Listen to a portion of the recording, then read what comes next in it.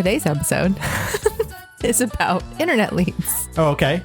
And specifically paid sources. You need to have a budget to run ads or pay-per-click in order to actually generate business. And when we talk about budget, I don't mean for 1 month. I mean like for a year. 3, 2, 1.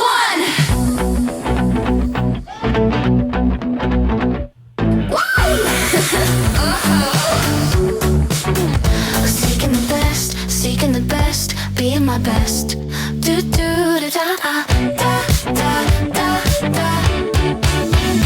Seeking the best, seeking the best, seeking the best, best, best, best, best, best, best, best, best, best.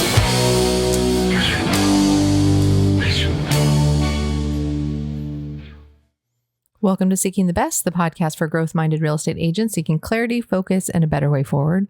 I'm your host, Kathryn Stelljes, and across from me is my co-host, Patrick Fatica, our sound engineer, producer extraordinaire. Good morning, everyone. Good morning. If this is your first time listening, welcome. Yep. And we do... Or watching. Or watching, yeah. We do also record this to YouTube. And Spotify. Oh, okay. And so it means that I have to put on makeup now instead of just rolling out of bed and doing this podcast first thing. I got to get dressed. I got to get makeup on. And the things you do for people. And we record this though in the mornings.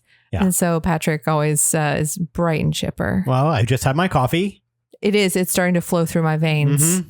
So we're going to get into all kinds of fun stuff. All right. What are we talking about today? Well, so just to recap, we've been talking about lead sources this season, and not just like, how do I get leads from these lead sources? Not that kind of conversation, although we do go through the math a little bit. Mm-hmm. Like now I've got some listeners. I said math and they're like, right. Stop. Yeah. No, we don't break down the math too much, but we do talk about what it would actually take to work. But the conversation is really more about why we choose certain lead sources and why we give up so quickly on the one we, and on the say ones, they don't work. On the ones we don't like to do.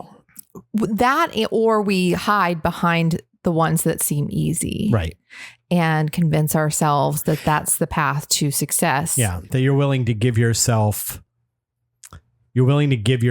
every opportunity on the things that you like to be like, well, I know this takes a long time, so let me give it a chance. And then the ones that you don't like, you're like, give it a really short amount of time right. And go, this doesn't work.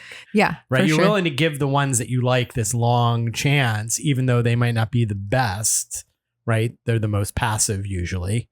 Yeah. And so it's not that it can't work. Mm-hmm. It's, in fact, everything we've talked about 100% works. It works. All of them do. And there's somebody out there doing it at a really high level and seeing great success from it.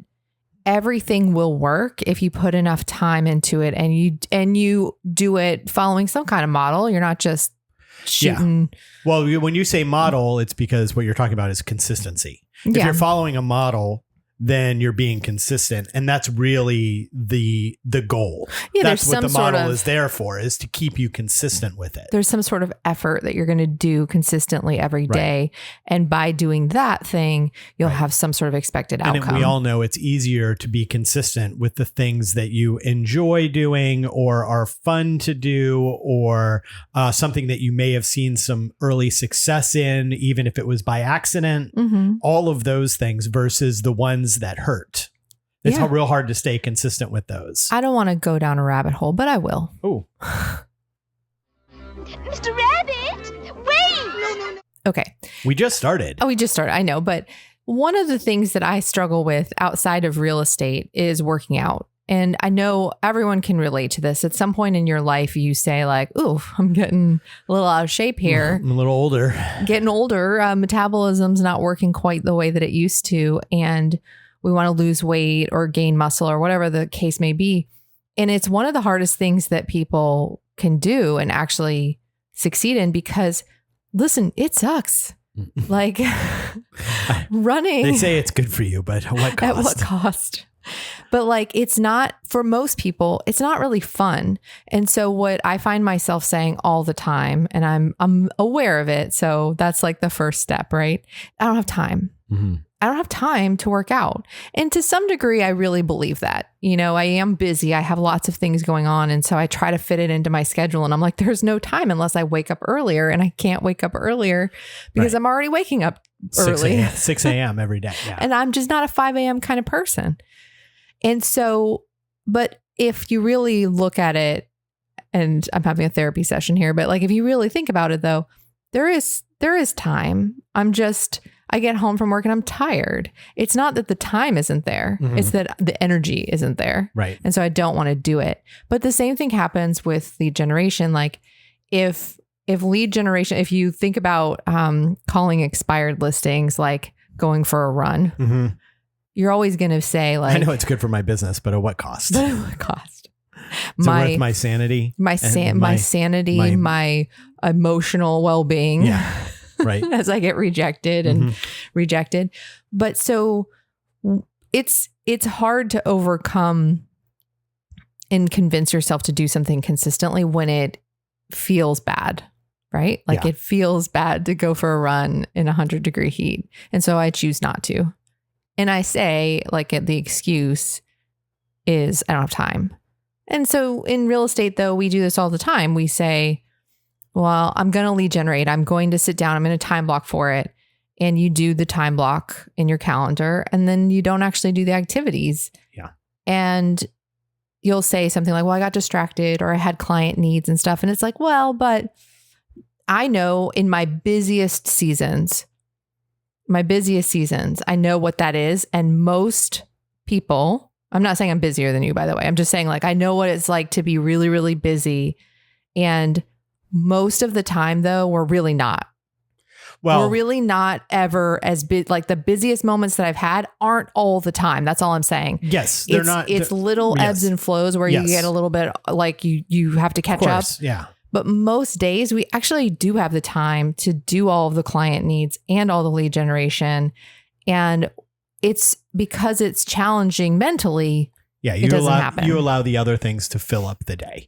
Like that's because it's like the thing is like what we were just talking about. I'd actually rather be, and I'm not talking about me specifically, but we would rather be helping the customer or client with figuring out the logistics of closing. And I'd spend all day long figuring out, well, what if we do this? And what if we do this? Mm-hmm. Then trying to find the next lead if it involves rejection. Yeah, I know. And well, a couple things. One, you fill up your day with whatever happens to be in your day. So people, you're like, I'm not saying I'm busier than you. Chances are you're busier than most real estate agents, that you're a very successful agent with doing a lot of other things besides being an agent. You're very busy person. The people, a newer agent or an agent who's been at the game for a couple years will be just as busy or think they're just as busy as the busiest agent in the brokerage. Well, with they'll have 3 buyers and they will allow those 3 buyers to take up all of their time and do exactly what you were talking about, which is I'm just going to help them. I'm fighting for my client. I want them to have the best service, blah, blah. You'll justify it in every way that it can be justified for you to not do the other thing. But the other thing is the most important thing. But people, and I know you're like this too, you feel like you're being selfish, like you're like, well, if I don't take care of them, they need to have this done or they need to whatever. I promised this client that I was going to get a list of contractors for them and blah, blah, blah. And so I'm going to put off lead gen to put together this list of contractors because I promised them I was going to do it. Right. And you can justify how important it is because they're your client and you made a promise, damn it. Right. And then if you say, well, I'm not going to do that, I'm going to worry about myself and my own business, and I'm going to worry about my lead gen because that's what I need to do for my business to grow and for me to be successful. You go, well, that's selfish. So I'm going to do this other thing. But really, we know what the real reason is. And the real reason is you don't want to pick up the phone. Well, that's the real reason. That's all true. 100%. I know it's 100% true. It's 100% true. I was also going to say, there is a reality too. Like you'll feel busy as a newer agent. When I say newer, I mean like even when you're 5, 6, 7 years in, you'll still feel busier than I would doing the same activity because it takes you longer. Yeah. It just does. Yeah. So there is that component too. Like your capacity isn't going to be as big as once you 100%. Like you continue to learn and figure things out and figure out how to do things faster and more efficiently and have systems in place to do things. So there is part of it that you may really feel busy, but most of the time it is that avoidance thing, and avoidance through excuses like, well, I need to do this instead. This is really important. This is more important. I promised them. That's the key. That's the one, right? Is I promised them that I was going to do this. And so therefore my entire business goes on hold for this one thing. And it's so easy to justify, right? It's so, I mean, who's going to argue against that? First of all, there's nobody except for you. You're just arguing with yourself internally. So it's super easy to do that. And look at what you get at the end of the day. You get to go do that for them. They go, oh, thank you so much. You feel like you've accomplished something. Or there's the other side, which is pick up the phone and start dialing expireds and get hung up on. Which one are people going to do? This isn't rocket science. I just had that reminded me of our last episode. We talked about social media, and that's sort of the same thing. Is like we talked about, you get this little dopamine hit when people like you and comment or engage with you on social media. Same thing kind of happens when you're helping somebody solve a problem, and when you're helping a client do something, you do have that little feeling. Yeah. And of course that's our job too. Like, let's not forget, but like you get that little feeling from that, and it's a better feeling than the other thing. So we move towards that. Yeah. So and away from this rejection and pain of prospecting. But unfortunately, the most important part of your career is the prospecting. Well, and so let's get into the lead source, or we'll be talking about this all day. Oh, right, I know. Because everybody has different sources of leads. And we've talked about there is prospecting, and that, excuse me, that is the more active. You're going out. What happened to my voice? I don't know. Turn to the side, give yourself a cough. There you go. Perfect. That was weird. Okay. But there's prospecting and marketing, and you can do both as lead sources. But for most people, we need to be more prospecting focused because of a couple things. One, it's proactive. You actually have control over it. Marketing is much more passive. It takes longer. It's indirect activity. You can't, although you'll have some math involved in like, well, in order to have this many people reach out to me from my marketing efforts, I need to do this many activities. There is math involved, and you can sort of figure it out, but it's not as direct and proactive. Meaning we say sometimes like, how can I go get a listing today? What can I do today? And most of the time I'll say nothing, like what you needed to be doing was 90 days ago. But there are a few things in prospecting that you could actually have that effect.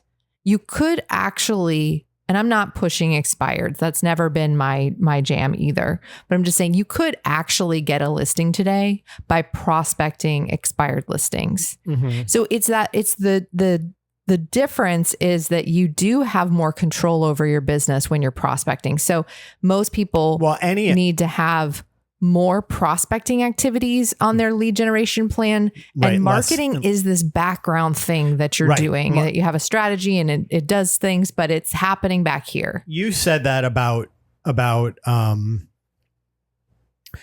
expireds, but that is also true about open houses, FSBOs. Like there's a lot of prospecting where if you focus really hard for a few days, you can get something moving somewhere. Yeah. Whereas if all the rest, the marketing stuff is all I would consider, until you are far enough along that you have created payroll for yourself and actually have a marketing budget, which means that you have enough money coming in consistently that you're running an actual business and you have the money for marketing. Consider anything you do with marketing bonus, right? Well, there's let me go back to, there is free marketing and then there's paid marketing. Right. But what we're talking about is paid marketing. So today we're just to get into it because we're already quite a ways in. I know, but even the free marketing, either one, that it's all so passive. Like that's not like, what can I do today? Oh, I'm going to make a post on Facebook. Yeah, for sure. Like that's not only in these different prospecting things can you actually go and get something moving.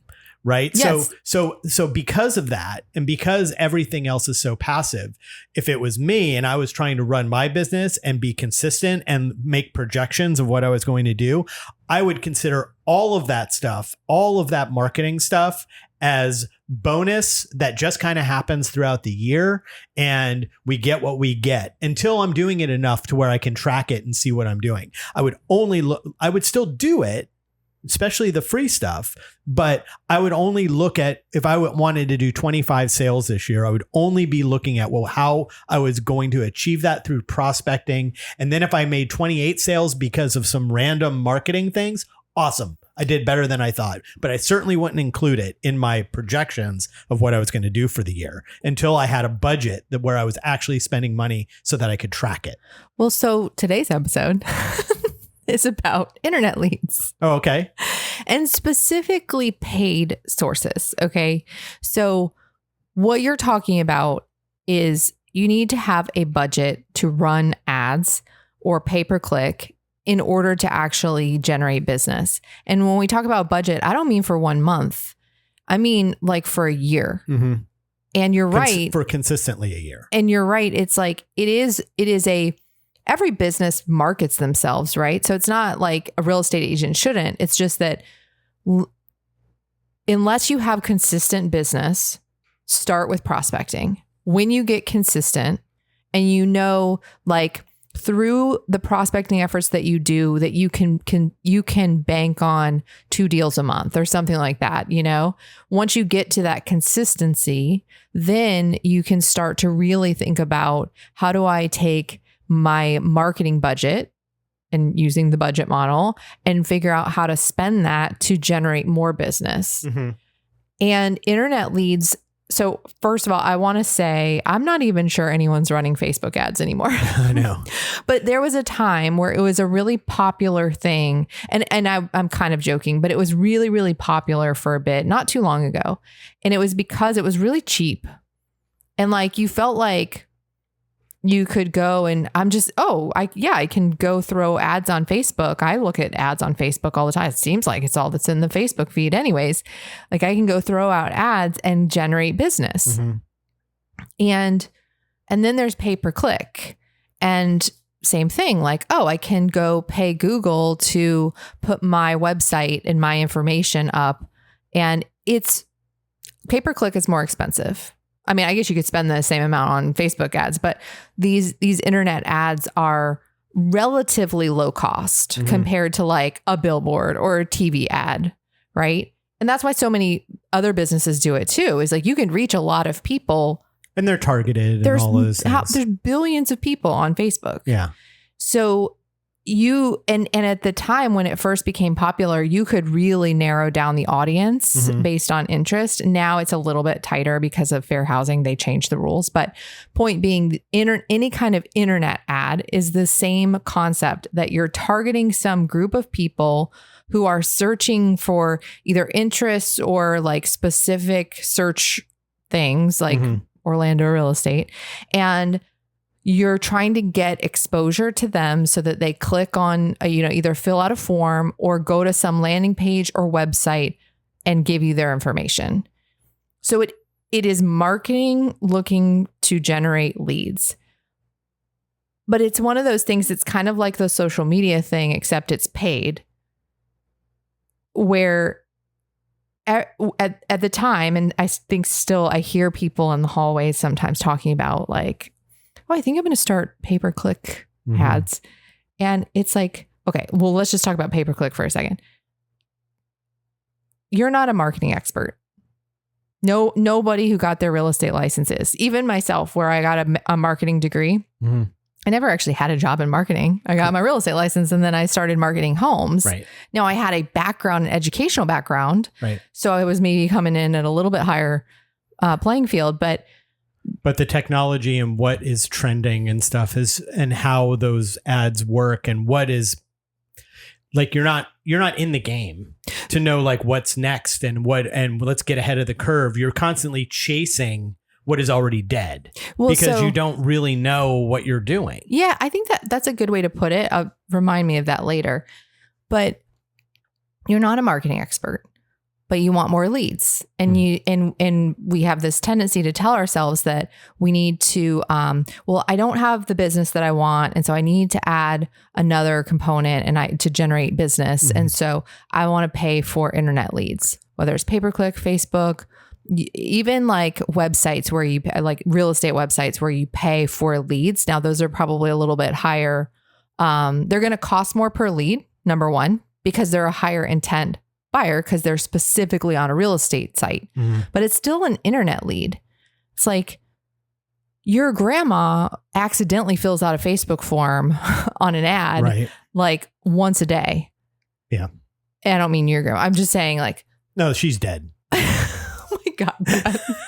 No, she did pass away. She lived to be 100. She did. That's why we can talk about it like that. She lived to be 100 years old. But no, okay, so your mom one time clicked on a Facebook ad. Yeah, that's right. Yeah. And of course I recognized the name, so I knew that she like didn't actually have a real estate name. Right.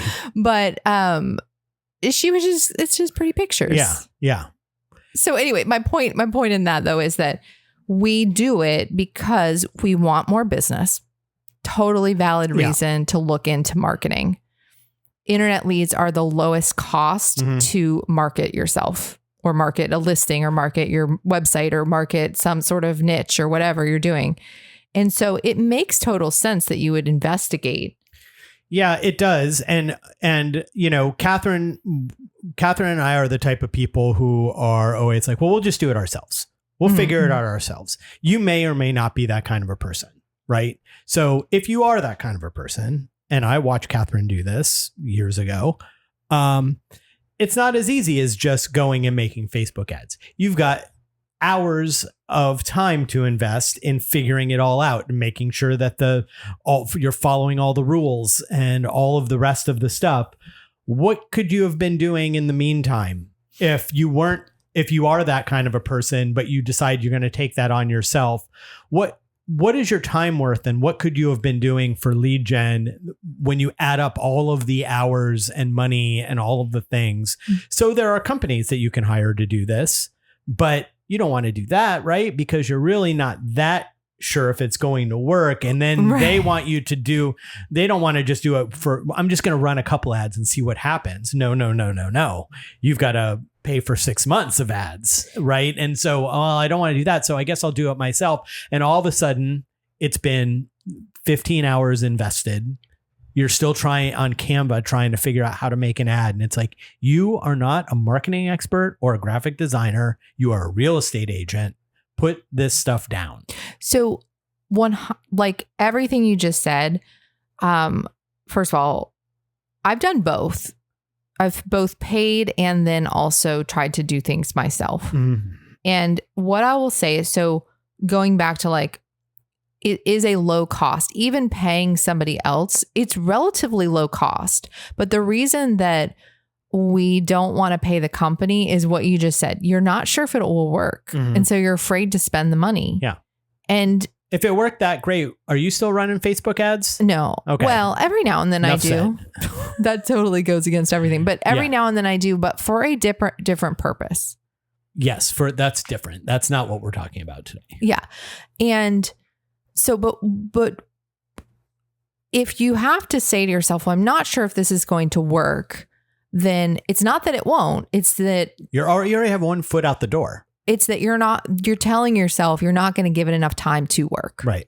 And I've looked at, now that I'm further along in my career, I look at the dollar per hour on some of the projects that I've done that we DIY'd. We'd be real rich. If I had just paid somebody else and went all in and expected results, like you should, if you're going to pay a company, ask them about their results and then hold them to that. Right. But you have to ask yourself, anytime you go to do a budget for internet leads, I think for internet leads, it needs to be at least a year you're planning to be all in on this thing with this messaging so that you can see what does work. Well, and that's the next step, right? That is the thing that people don't think about. I think that this is the other problem, I guess, is that you sign up for the ads, but you, just like with the postcards, you have to have a bunch of systems in place for follow-up, because they're even, at least with the postcard, if they contact you, they've at least done some sort of work to go to your website or whatever it is. But with this, they just clicked a button and they click 10 buttons that day and they don't remember any of it. So how do you keep these people in the correct follow-up system? Make sure that they're the right people. Call them at the right time. Know what script to say. Know it well enough to be able to figure out your LP mama on it. Know it well enough to be able to decide whether or not this person is serious, is not serious, is a real person, is a robot, all of the things, right? Versus all the amount of things you need to have set up beyond just creating the ads is a huge amount of work. And a lot of the places that you would go to buy ads today, they have their own system that you can use. Okay. Oh, like they have their own CRM kind of thing. Basically with follow-up plans set up. And I would say, like, if you've gotten to a place where you're consistent enough that you have a budget to try something for 12 months, like, lean on the company that you're hiring, right? To understand that they're the ones who have the expert. If they're reputable, like they have the track record of success, believe that they can make it work for you. Follow their systems. Don't try and reinvent your own, or just do the ads. This is a huge stop sign warning flag about trying to go and create Instagram ads yourself, because what I just said, what happens when you start getting, this person's interested, but not for 2 years. This person's not really interested. This blah, blah, blah, blah, blah. And you have no system in place to do follow up, because that's the problem with internet leads or buying phone numbers or things like, what's the service that you do where you get the calls for listings? Like everyone. I'm sorry, I don't know what you're talking about. You get phone calls. This is like this HomeLight. Oh, HomeLight. Right. Even though, it's like those are like online referral platforms. Right. That's a little bit different, but you have to have like some sort of system. If you're not going to use one of these companies, the amount of architecture you have to build behind the scenes so that these ads that you're buying that might send you leads that aren't ready yet, that you can do the proper follow-up, you have to have that in place. That's the only way that those leads actually turn into anything. No one is going to click an internet lead ad and say, or an internet ad and say, hey, yeah, I want to list my $1 million house. I clicked on this ad. Will you do it for me? Like that doesn't happen. So, well, let me say something real quick, because you mentioned HomeLight, and there's lots of online portals. I mean, that's not the right word, but like it's basically a referral system, but all it is they're doing the advertising for themselves. Right. Through Facebook ads, through Instagram ads, through they actually do TV ads. They have the budget to run ads to get leads, and then they send them out to agents and you pay a referral. Right. That is the referral saves you the amount of time and effort and energy to keep track of all that stuff and pay for the ads and do all the, and it's higher cost. Right. How much does it cost per person you close? Thousands. Yeah. Because it's a referral fee. Yeah. Thousands of dollars. So this is why, though, we lean towards these lesser expensive social media paid ads as a place to start, because it's so low cost. Mm-hmm. But my point in this is you have to ask yourself, why am I choosing this? Yeah. Is it because I actually think that this could be a great lead source and I know what I'm doing and I know how to message and market to people, and I've got landing pages and follow-up systems in my CRM and I've got this all figured out? Or am I doing it because, hey, this is a pretty cheap way to get people to contact me? And if it's just that, it's not going to work. Yeah. And so what will happen is because you think you're buying clients. I think that's the other thing that you say this only has to work once. You think you're buying clients though. You think like you see it attached to, and I say you, I always mean we because I've been there. It's okay. You can say you. We're thinking about, if I do this, I'll have this many closings. Like if I could just get 10, 20 people to do this, then maybe I could have one closing. If I could just get like that. I've heard that so many times. But what you're paying for though is not even a lead. It's not even a lead. Like think about internet advertising. It's not even a lead. It's like less than. It's, I guess you could call it a prospect, but maybe a prospect is it's just a click. Yeah. Like if you look up conversion rates for internet ads, it's talking about click to fill out a form. So before I get, let's take a break before I get all into my next thing. Okay, let's take a break. Okay, hold on. Make sure. I don't think we ever actually said this is the last episode of the season. Oops. I can say it after we come back from break. We'll just, when we finish, we'll say we're going to start a new episode. Next episode, we're going to start a new season. I still think I can fit it in. Okay. Hold on 1 second though.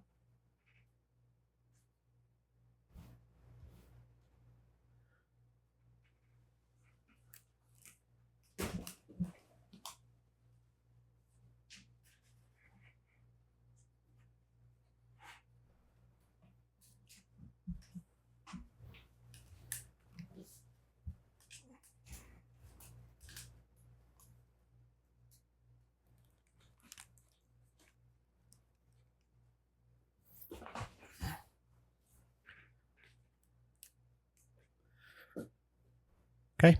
I'm thinking.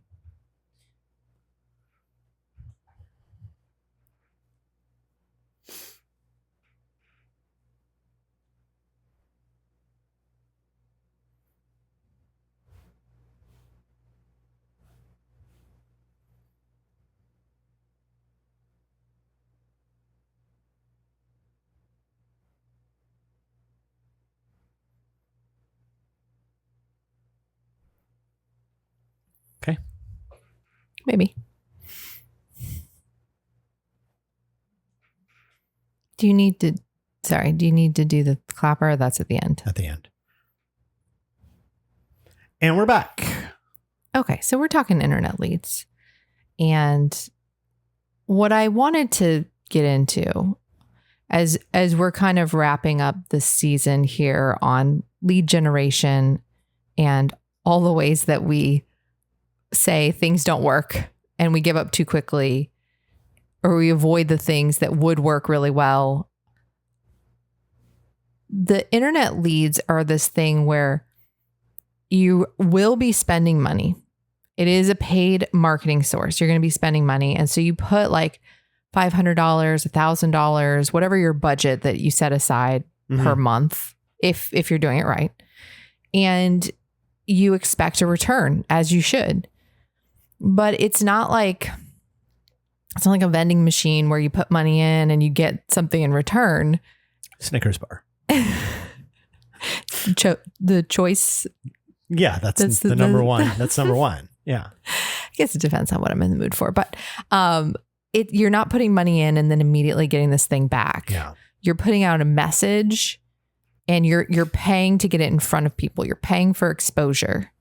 And you're hoping for a click, a form filled out. And this isn't something you do if I say, what can I do today to get? Right. This is the last thing on the list. Well, so you're hoping to get this return, but what you're getting are clicks. You're getting maybe forms filled out. You're getting maybe somebody to follow you on your page, but you're not getting this client that's immediately closing and you're getting a paycheck so you can immediately see like, oh, look, I made this much money and I only spent this much money. Right. it's over. I say all the time it's over time. Well, this one's definitely over time because what you're really paying for besides exposure is database entries. Mm-hmm. And some of them will be fake, by the way. That's the risk with internet advertising. And if you've ever done it, you know. And then that's why we say these leads suck. Yeah. And listen, I've said it out loud before. Yeah. When I was doing Facebook ads, when it was becoming really popular and I was doing it and I was trying to do it the right way to make it more niche based, like sending them to a landing page versus just generic a generic form or whatever. Yeah. And I do think there's validity in that. Like if you get somebody to, the message is strong enough that they click and they go to a landing page and then they fill out a form. Yeah. They're more likely to get be that high intent person. Jump through a hoop, a large hoop, but a hoop nonetheless. And I think though they're still going to be months out because that's like an education phase step. Yeah. That's not I'm looking to buy a home today. A looking to buy a home today phase is literally calling an agent or clicking to see a specific listing or going to an open house. Those are the things that a buyer would do that's looking today. Well, I click on ads all the time when I see something that interests me. The number of times I've clicked on that ad and actually ended up buying that project or product is 1 out of 100.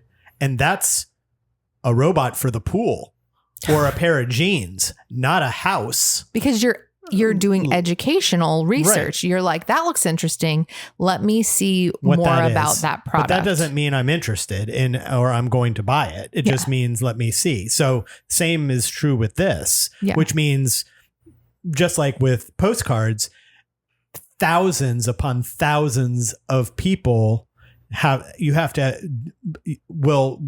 get an impression from thousands of people. And then you need thousands of those people to click for one of them to actually be interested. So they'll click, they might put in their information, and then you have to create that database or follow that database with the follow-up or whatever else, unless you're using one of these other companies. You know what I mean? But their numbers are their numbers, but their numbers are also going to be, just like with anything else, there's a bell curve to it, and you have to decide where you are on the bell curve when it comes to conversions. Because at the end of the day, you're still going to have to convert. Well, that's what I was about to say is that you're paying for the opportunity for somebody to maybe give you their contact information. And it's not that you shouldn't do that when you get to a certain level and you're marketing your business. It's just that most of the time we're doing it too early because we want to avoid follow-up calls. We want to avoid sitting in an open house. We want to avoid all of these other activities and do this instead because it seems like, well, this will be easier. I can have this running in the background and it's this passive thing. Yeah. And so, but what you need to understand is that when the person fills out the form, you're not actually avoiding all the activities. In my opinion, it was actually harder to sort through and know who to actually call because you could get lots of, depending on what your budget is and stuff, you could get lots of I'm going to put in quotes, leads of people filling out a form. And yet half of them might be fake. Another 30%, the phone number doesn't work, but the email doesn't. Another 30%, they say, I was just curious. I was just looking at pretty photos. It's so hard to know who's serious when it's coming from a source like that. And so you can spend a lot of time following up on these things. And so if you don't have somebody for that role, you get a lot of people you call and they answer and they go, I didn't click on that. Oh, yeah. Oh, my gosh. And then now you're in an argument with somebody because obviously they did. Otherwise, you wouldn't have their number. Right. So it's like. Well, especially on a Facebook ad. It's like, was somebody signed into your Facebook account? No. Yeah, okay. Yeah. So it's like, so you're still going to end up talking to people and calling people you don't know. It's still going to be this thing and everything. Like I said, I think maybe you don't know what you don't know. And if you're new at this and you're like, I'm going to do this, and then they'll call me and they'll say, yes, I need a realtor. will you be my realtor? Like, that is not how any of this works. But I think that there's a greenness to people. They just don't know any different, and they think that's what it is. And this looks like a magic bullet. It looks like the thing that's going to solve their problems. It's passive. So there are going to be people calling me that are interested in buying a house. This sounds awesome. Right. So what if it's thousands of people? So what if it's only if it costs me $250 a month? All I need is one. Mm-hmm. All I need is one. They're saying I'm going to get hundreds of leads. Right. So all I need is one of these people to convert, and it pays for itself plus a little. I can do that. Yeah. Right. Well, yeah. I mean, it is easy to start, but it doesn't mean that that's going to have the outcome that you're looking for, especially if you're doing it yourself. Pistachio. Yeah. We're going to put his picture up here on the bark. It's so different than if we were talking about expireds and the call avoidance of like that kind of prospecting. But then there's also like Sphere and asking for referrals, and people are so afraid and they don't want to bother people and all of this. But it's such a different experience when you actually get a referral, when somebody that actually knows who you are, is put in touch with you, and you reach out and they're like, oh yeah, so-and-so said great things about you. Yeah. Know you, like you, trust you, right? Those are the things. You get an internet lead. It's like, do they know you? No. Do they like you? No. Do they trust you? No. Do they have a need? But you don't know. And maybe they do. Are they qualified? There's no LP Mama being run. It's like there versus the referral from your Sphere because you picked up the phone and you can. I mean, I've been saying this for years. I don't even know if I can continue to keep going on with this, but it's all pretty obvious that this is a passive behind the scenes thing. Once you are an established agent who has a marketing budget for bonus, for extra supplemental, whatever that can grow and grow and grow. And the more successful you become, the more money you can dump into it. You get ISAs who are calling these people back, all of that stuff. But if you're a single agent, year 4, trying to turn 9 sales into 20 sales, call your Sphere and do open houses. Let me lean back into that, because I do think in the times where I've tried it, and I probably started trying, I don't really remember, but like I probably started trying Facebook ads and internet leads like that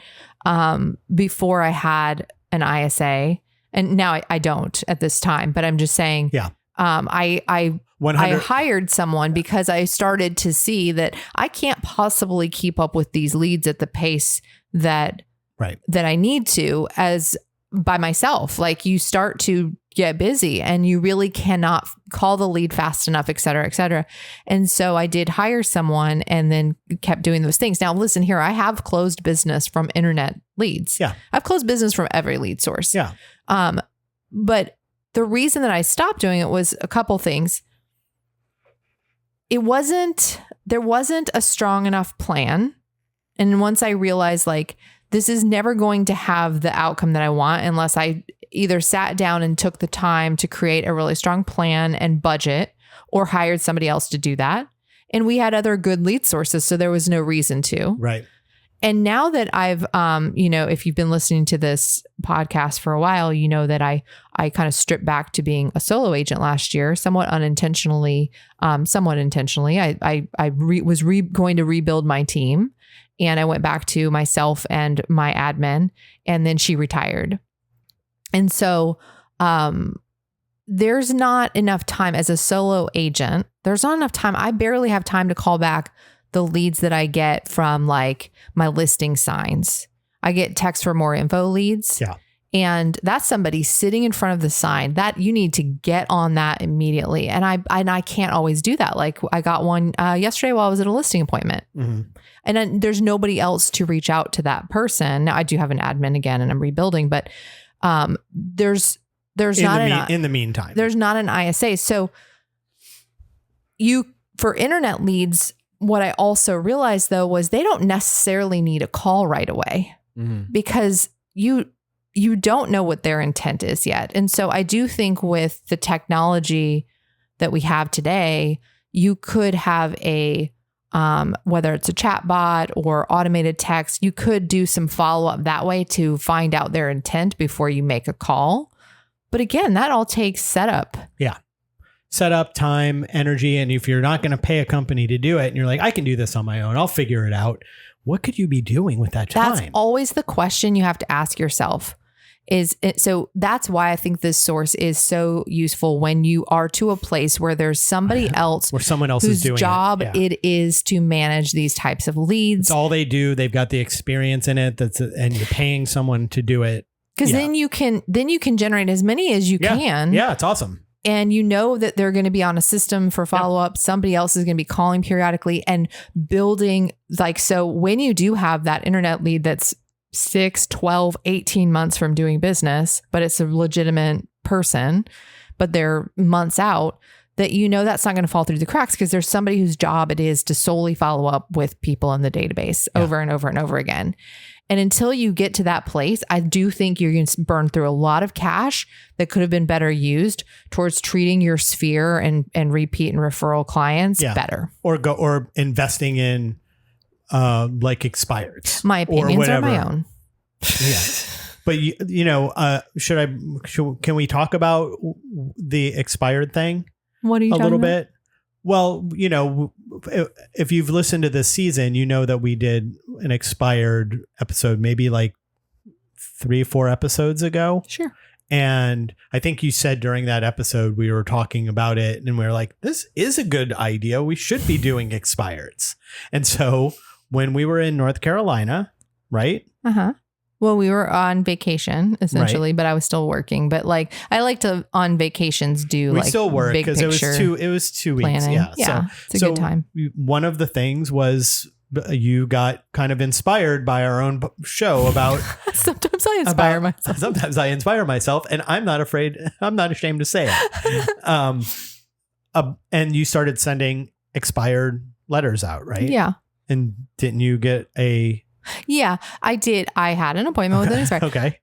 From a very minimal effort, but let's not talk about it because I'm doing a research study. Oh, okay. Well, this is the beginning. So we're doing a research study on I don't want to give anyone any ideas that you should go send one batch of letters and get results because that's not realistic. Well, we've said that in the show. We said if it happens once at the beginning, it's because you're getting lucky. Same thing with internet leads. It can happen, but that you can't base. That's why she said we're doing a research study because we're actually going to look at the numbers over a long period of time of doing this. Yes, I thought it was I haven't worked that lead source in a long time, and I thought it was an interesting one to study to see because there's actually expired listings now. There was a long period of time during the COVID boom years that there wasn't any expireds to work. So it has been a long time, and I think that there's a little bit of a gap there of opportunity, and so I'm doing a study. Yeah. So anyway, I don't know why you brought that up. Well, I brought it up to say that there are other ways. The amount of money and energy and time to learn and time to implement of internet leads as a single agent without a marketing budget. I guess I'm going to do this or try this. What could you do with that time, energy, money, and investment of all of those things in one of these other lead sources, one of these other ways to actually prospect instead of market? A more active prospecting strategy. Right. I just hate to see people throw money at a problem hoping that this is going to be the time that this works. And inevitably it never does, or even worse, it does. You do get one.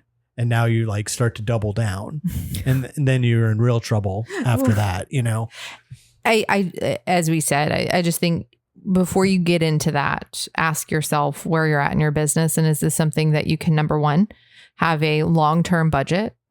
Number two, have a serious follow-up plan that lasts 18 plus months. 3, probably have a dedicated person on your team who is following up with those leads.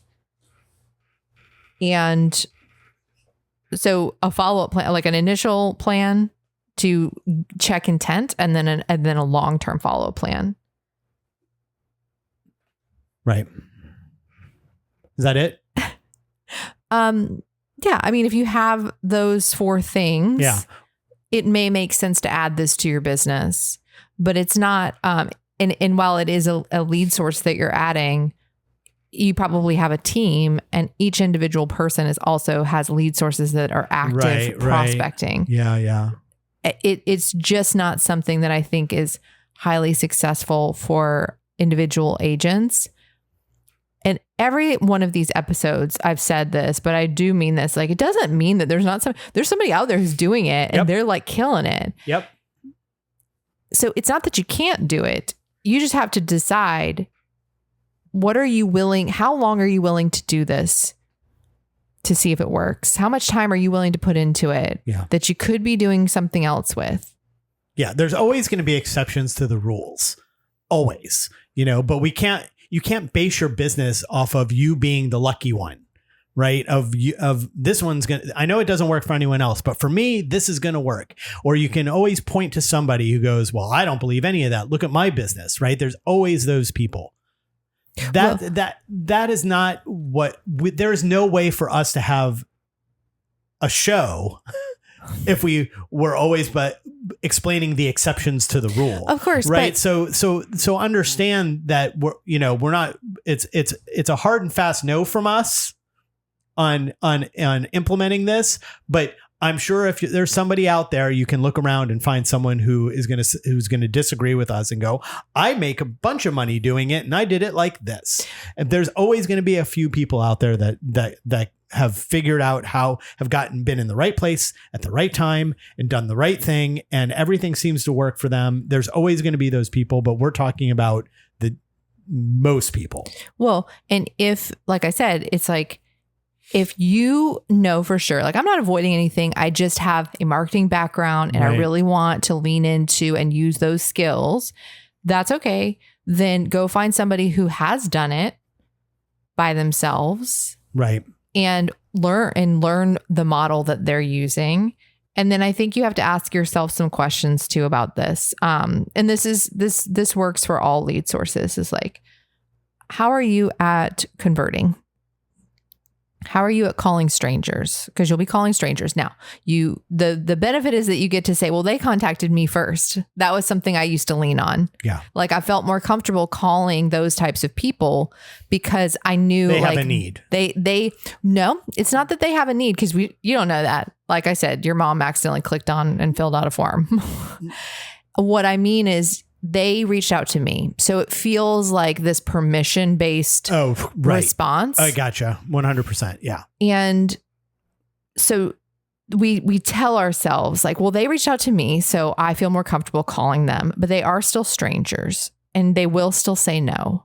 And so how are you at converting that type of business where you're going to get rejection, even when you tell yourself, like, well, they reached out to me, and that's true, except when you reach out to them, they don't remember doing it. Because there's so much on the internet that if they are clicking around, they don't remember. Or they do, and they say they don't because they don't really want to talk to you. They never wanted the phone call. They didn't think they were going to get a phone call. And then they got one, and then they answered because it was a local number, right? They see your area code, and they go, well, it's somebody local, and they go, hello. Well, so you also, you still get a lot of no's and rejection, but what you hear most, I think, in internet leads more than any other lead source is, oh, I was just curious. Yeah. And so you need to understand how to overcome, I was just curious. Yeah. So are you somebody who can ask really good questions and build rapport quickly? Are you good at the scripts to be able to beyond a follow-up plan? Right. Because there is some automated stuff that, like, you can certainly use, but beyond that, at some point you will have to try to make some sort of phone call connection. And so if you're like, oh no, I can't do any of those things, those are skills you have to develop, or this still won't work. Yeah. Yeah. And if you're going to develop those skills, go do open houses. Well, open houses. I will say, go do open houses. I'm a big believer in open houses. If you listen to this podcast, we for both a while, are. Yeah. Because I think it's like a retail store for you to go stand in. But I will say not everyone's good in person. Like some people are better on the phone. They are better. I get that. I do. And so if you're real awkward in person, like this could be something for you. And at the same time, if you don't have a budget, a system, a plan to do it long term, then do not start here. Yeah. Do not start here. The conversion rate on like internet social media ads specifically, when you look up conversion rates for that, it'll say like 9 to 10%, I think is like right now. But that's to get like a click through. It's not like we say conversion rates. And so I felt like mentioning that because I don't want people to get confused. When we say conversion rates, we're talking about appointment set or closing. Right. It's typically they're talking about clicking it. They're talking about click throughs. That's low. Yeah. So how many people do you have to versus impression, right? How many people do you have to click through to actually get somebody who wants to do business? Right. Those are the research. Those are the things you should research before you start spending too, because you want your budget to reflect what's realistic in your area. Right. So anyway, I advise against it. Yeah. Well, I mean, real quick for the people that listen to the whole episode and have made it this far, this is the last episode of the season. You said you were going to do it after the break and you did not. Oh no, I said we're wrapping up our lead generation season. This will with be one that I say strongly, most of the people listening, including myself, like you probably don't need to be doing this right now. Yeah. There's something else that will have a better impact on your business with your use of time. When you're ready to do internet leads, you won't be listening to a podcast wondering, should I be doing internet leads? You'll be far along up in your business and have a strong understanding of your marketing budget and how your business is running and what your projections are, that a podcast episode like this won't even come into your thought because you already know. You're far enough along in your business that you already know the answer to whether or not you should be doing it. It wouldn't be a question you would ask. Yeah. Right? Yes, I was agreeing. Oh, okay. I was agreeing. I just think it's for a different time in your career and it's better for scalability with teams. Right. Okay. And then next season, what are we doing next season? You tell me. Next season, we're going to talk about what happens when you feel like you have to start over. I did forget what we had talked about. I know and you tried to throw it at me like it was me. I did forget. We're talking about, so one of the things I think this is really true for real estate agents is that you, because there's plateaus in real estate, meaning like you start your career and you have some sort of goal in mind, and then you get to that point and you hit a ceiling. Yeah. And it's like really hard to break through, and you have to sort of at times reinvent yourself and really start over or learn some new skill or something to break through that ceiling. Or you have a really good year and then the next year sucks. Right. And how do you get through that kind of a thing? Like emotionally, internally, how do you reinvent yourself? How do you reinvent your business so that you can get to the next level? And that's kind of that's a real loose sort of idea of what we're going to talk about next season. Yeah. It's just about growth. Growth is uncomfortable, and it often involves this change that is like looking inward and saying, what caused this and what do I want to be different? Right. Okay. Make it simple. Your best move that you can use, not a grind. It's a tip that saves you time. Your best move. Do your best move. All right, it's time for this week's best move. One simple, smart thing to focus on this week, not a giant to-do list, not something that takes hours, just one move that actually helps move your business forward. So what I was thinking is, since we just finished up this season, let's try to do a recap best move for everybody, right? So let's do review. We've given you guys best moves for the last however many weeks, 10 weeks. Okay. Hopefully you guys have been implementing these, right? And so review what you've done and make a spreadsheet of what's working and what isn't. Like now is the time to kind of go back and just do a once over of everything. And if you've been implementing stuff, can you see anything happening? It's been 10 weeks. So we look at that. It's like, that's 2.5 months. That's almost 90 days, give or take. Right. We're getting to that point where if you started implementing the best move in week 1, you will start to see that happening. You'll start to see results any time now. We're in the 90 days in, and you should continue. If you continue everything else that we've talked about as your best moves, you will continue to see that over the next few weeks. So start with your spreadsheet now so that you can track I think it's hilarious that you're telling people to build out a spreadsheet. You've influenced me. I guess I would also say like, I don't know that you're looking for results from these things. Like it's more of an audit. Okay. Yes. That's a better way to put it. Because audit. Would you have results of like one of the best moves I think was like go back through your, like, let's say 10 leads that you met at open houses or whatever. If you only did that once, right, that's not going to lead to the outcome, but it's an audit of kind of going back through, like, did you do all of these things? Like they were little small things. That's the whole idea. It's this little small thing, like just do this one thing this week and like, then build that habit. Build the habit. Right. And did you actually build the habit of the little chunk that we said, hey, here's your best move this week? Right. Or did you do it once and then not again? And now you're mad at us because you didn't get it. Because it didn't work. Right. Yeah. Small wins. Small wins. Small wins. Small wins. Small wins. Small wins. Small win. Kat, you got a small win this week? Yes, I would say, okay, so anytime you have to do something like a few times, like if you do something a couple times in a row, it probably requires a system of some kind if you're doing it like multiple times. And so I am, besides being an agent myself, I'm also the productivity coach at our office. And so I work with the brand new agent group, and I have different things that I do, but I set up a system for follow-up from like their initial onboarding because I was like doing the same thing for a couple times. And I'm like, okay, time to document. But the reason I bring that up as a small win is because we get so busy that we just keep like, rather than create like a draft email that's saved as a canned response, you go and you look for your sent email and it takes time to like search, like who was the last person or what did I title that?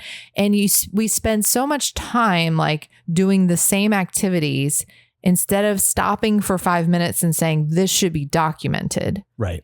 And so the small win was like recognizing time to document. Yeah, that it's like it's like, should I spend the 3 minutes searching, copying and pasting and then changing, or could I spend 8 minutes, create a template that I can pull every time? And inevitably most of the time people go, I'll just copy and paste. Because you're just like, oh, I don't have time for that today. I don't have time for that today. Yeah. And that's where we get stuck in this loop of constantly rushing around, dealing with what we think are urgent fires to put out. And I put that in quotes because there's never actually an actual fire and nothing's ever actually urgent, but we feel like it is. And we're constantly doing this instead of slowing down and doing the most important thing, which is building a plan that can give you a long-term career and a path forward. Right. Okay, great. And mine is, I've been building a new website for Kathryn for her real estate team. She's had the same website for a long time. Years. It's been a decade or so. I mean, we've added to it and whatnot. Yeah, for sure. And, I do I've built a million websites, but they're all in Wix, which is drag and drop and real focused on being easy and stuff like that. And you can design anything and all of that stuff. But Kathryn's website is in WordPress and it's terrible. And I don't care if WordPress hears about this. It's terrible. And so I've spent 2 weeks learning it and figuring it out. And I finally have the hang of it. And didn't think that I was going to be able to figure it out. Can I just say something real quick about that? Yeah. Okay. So, because this is one of those things where we kind of talked about this in this episode. I built my own website 10 years ago. Yeah. Because, and I think that there was a valid reason for it, but I could have paid a company to do it. Yeah. And I didn't, because I didn't have the money at the time, because it's a very expensive thing to have them build a WordPress website. And you probably said, I want it to look a certain way. Yeah, yeah. And then I wanted it was back then it was a templated thing, and it's like, no, it looks like this. This is the website you're buying. Mm-hmm. And I do think about that sometimes, and I'm like, God, how much time did I waste doing that? Two things I will say. Number one, considering I'm the one rebuilding it. Well, two things. One, I will say I actually had the technology skills to do it. Yeah. But it still took me a lot of time.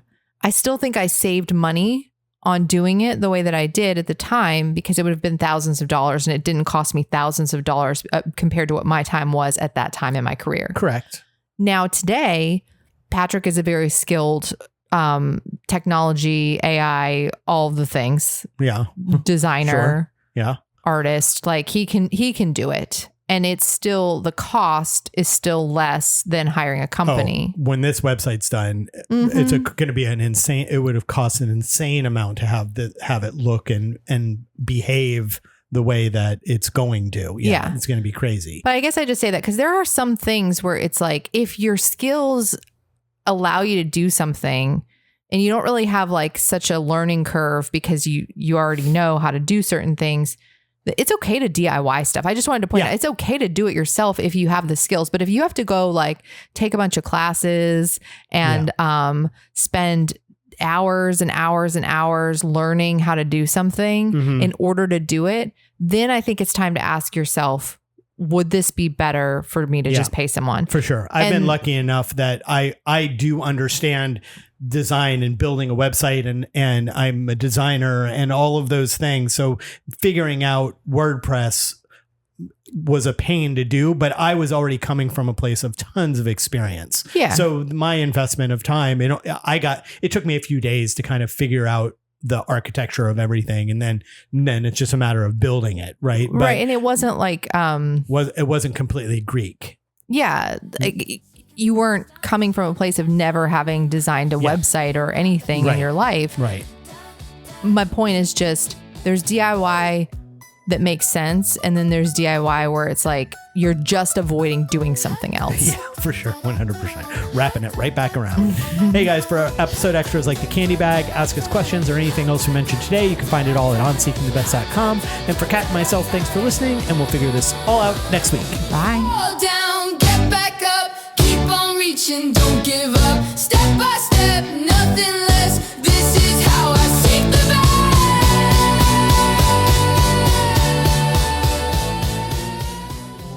This has been a Think, Live, Be production.